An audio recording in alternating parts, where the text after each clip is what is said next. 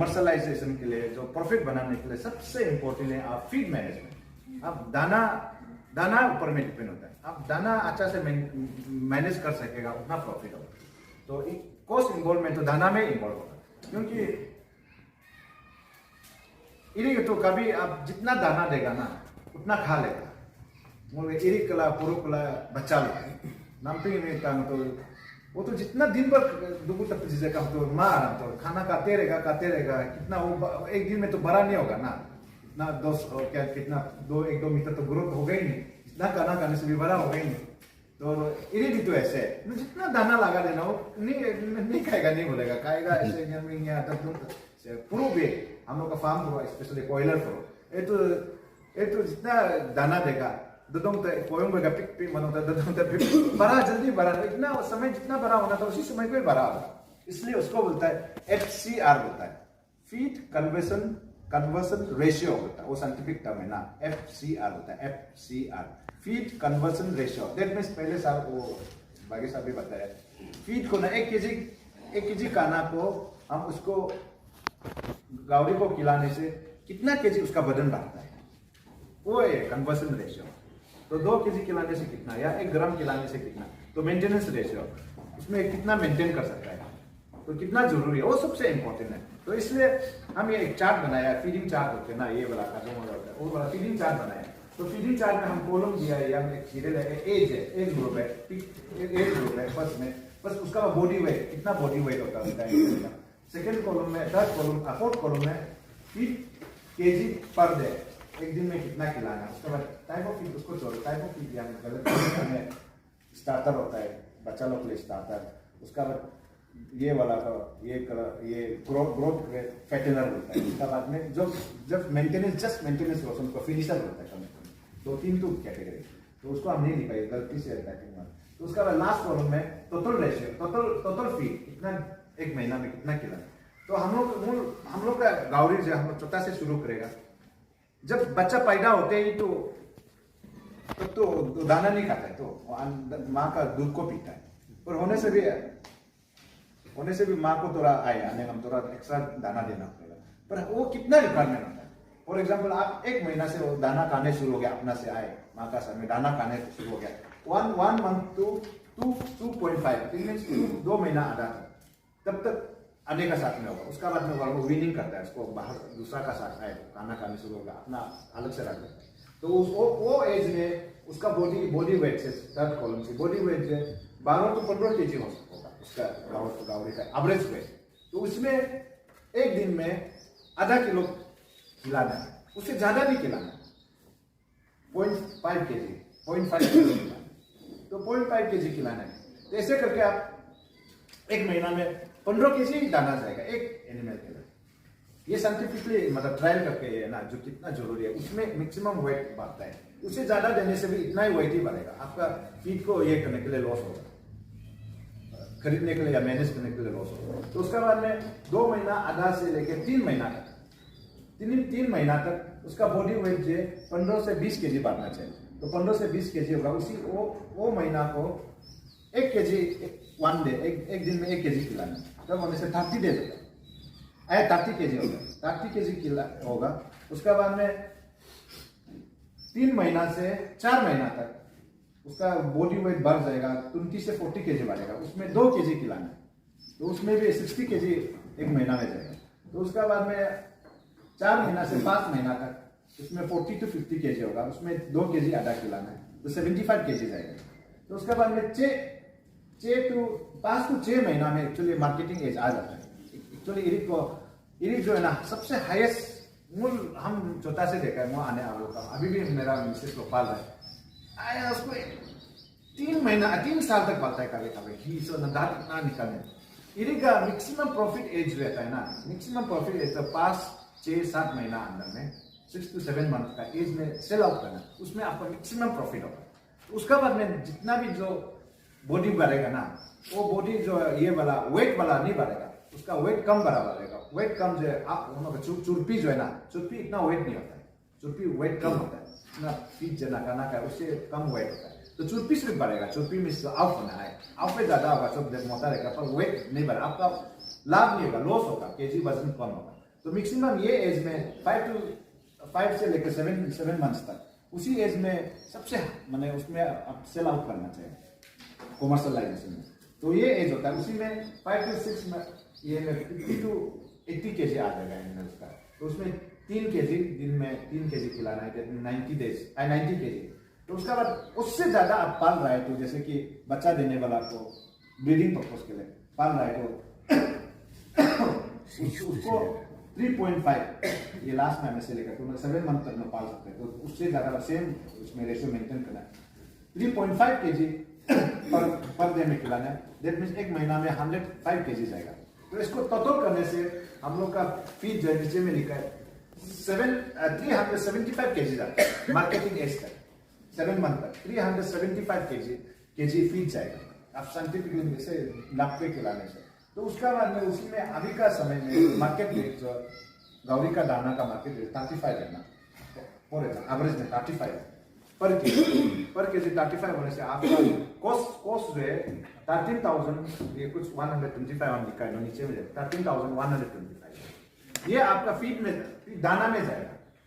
तो नो उसको इरिक को अभी बेचने से मार्केट में बेचने से एक इरिक जो फॉर एग्जांपल 80 kg में यहाँ में लिया 80 kg अभी मार्केट रेट कितना 300 इंटू 80 अब 24,000 तो 24,000 माइनस कर आपका 10,000 फायदा हो रहा है ये साइंटिफिकली पालने। तो लोग कमर्शियलाइज कमर्शियल वे में पालने के लिए तो ये चार्ट को मेंटेन करना है, ऐसे चार्ट रखना है।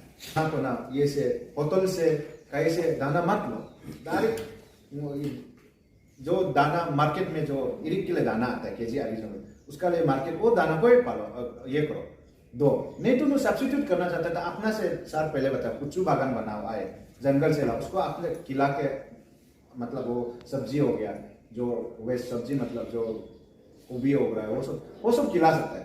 पर नो आदमी का जो दमो तमो बोलता है उसको मत खिलाओ, वो तो कहाँ मीट खाता है बीमार आएगा ना, रिक्स है ना, उसी से तो बीमार आने का चांसेस है। और दाना भी ऐसे खिलाना है, फ्रेश वाला दाना खिलाना है। कभी भी दाना तो यहाँ पे सब महीना यहाँ वो पोजन हो जाएगा, उसमें मुर्गे फंगस इन्फेक्शन होता है या बैक्टीरिया इन्फेक्शन जो मतलब अनवांटेड ग्रोथ हो जाता है वो भी तो इन्फेक्शन हो जाएगा ना, उसका पोजन हो जाएगा।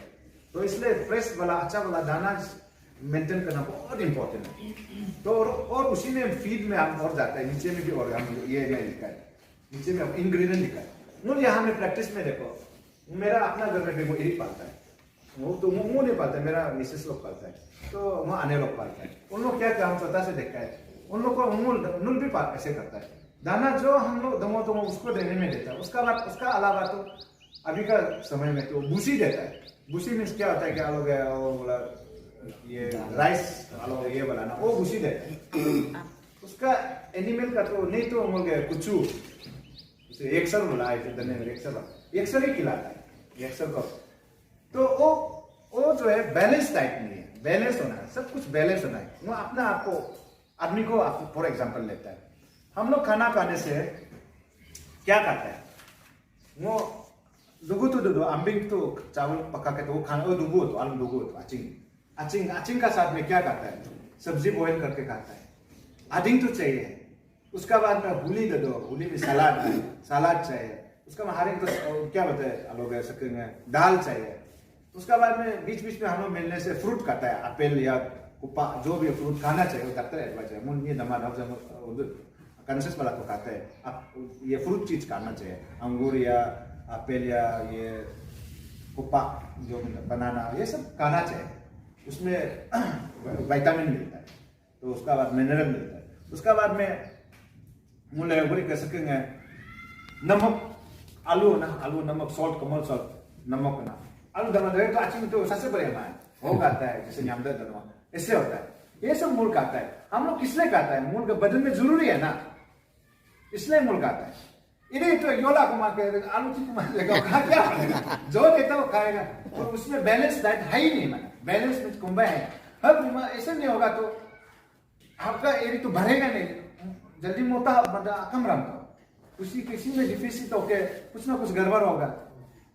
क्योंकि इसलिए बैलेंस डाइट होना बहुत जरूरी है। अब मार्केट का जो ये दाना लेने से तो जो मार्केट अभी में बोला ₹35 या ₹40 वाला केजी इसको लेने से तो उसमें तो पूरा मिक्स होकर आता है, तो मिक्स होना चाहिए। इसलिए मूल अपना घर में भी मूल बना सकता है उसको ना, वो बराबर नहीं, घर में भी बना सकता है। घर में बनाने से क्या होता है कि उसमें हम लोग हमेशा ये होता है नी में भी ना, हम डॉक्टर तो इसलिए बोलता है ना ये सब खाना है बोलता है, तो इसलिए डॉक्टर हम नी के लिए कंसल्टेंट के लिए हम लोग का ताकत के लिए आतर मालूम ना काम इसको उठाना, ये एनर्जी के लिए ना, एनर्जी के लिए कार्बोहाइड्रेट वो अचिंग करता है, अचिंग ना है उसका कैलोरी में हिसाब करता है, अचिंग करता है। हम लोग का निगाह में मिनिमम निगाह का ज़्यादा एक्टिविटी होता है बोलते 2400 या 2300 इतना कैलोरी चाहिए आलू लौंग, तो निमे में थोड़ा काम कम होता है बोलते 2000 या 1900 कैलोरी इससे कुछ खाना है, तो वो मेंटेन होता है। तो उसका साथ है कैलोरी अतर है ना, तो इन्हीं कम तो अंदर पकड़ लो उसका एनर्जी चाहिए ना, तो वो जो हम लोग ऐसे गए वो का जो नौकरी करना एक्सर है ना, एक्सर में तो कुछ भी नहीं है, वो सब एनर्जी है, कैलोरी है, कार्बोहाइड्रेट होता है इसको, कार्बोहाइड्रेट है। और नो दाना दे रहा है, दाना में भी ऐसे दाना मैंने असो गया सके गया अलग है मूल का उपो तमो दाना पहले से ना वो करता था, वो चावल देने से उसमें कार्बोहाइड्रेट है, उसमें दूसरा है ही नहीं, उसका वो सिर्फ अतर के लिए ना, अतर के लिए, तो वो अतर एनर्जी ज्यादा एक्सेस होने से हम लोग का पेट में यहाँ में चुर्पी बन जाता है, वो फ्यूचर यूज के लिए। वो जो चुर्पी किस लिए आता है, हम लोग जब खाना खाने नहीं मिलने से उसको यूज करने के लिए एनर्जी जो बदन जो है उसको स्टोर करता है, वो बदन का एक मैकेनिज्म है, उसको स्टोर करता है। ज्यादा खा रहा है इसलिए ज्यादा कुछ काम नहीं करके ज्यादा खाने वाला ज्यादा मोटा हो जाता है, वो मोटा में इसका चुर्पी मैंने से आप ना वो बीच में सबसे पेट में आगे जाएगा, उसका बाद में ये अपिंग इमरान वाला जहाँ जाए ना लूज है उसमें आगे जाएगा, उसका और मोटा जाने बढ़ जाता है। जो आदमी इसलिए तो एक्सरसाइज करता है, वो एक्सरसाइज तो एनर्जी वेस्ट कर रहा है ना, वो जा रहा है गाड़ी से पेट्रोल पी रहा है। 50 प्लस पीछे में 50 प्लस 5 दैट मींस 50 लड़की होना है, 500 लड़का होना है, तो ब्रीडिंग पर्पस के लिए ब्रीडिंग मींस बच्चा पैदा करना। तो इन्हीं में दो टाइप का ये होता है, दो टाइप का होता है, ये होता है कि बिजनेस होता है, एक जो है ऑल इन ऑल आउट, मुर्गी में भी होता है, एग्रो में भी होता है, पोल्ट्री में भी होता है, और या ब्रीडिंग पर्पस।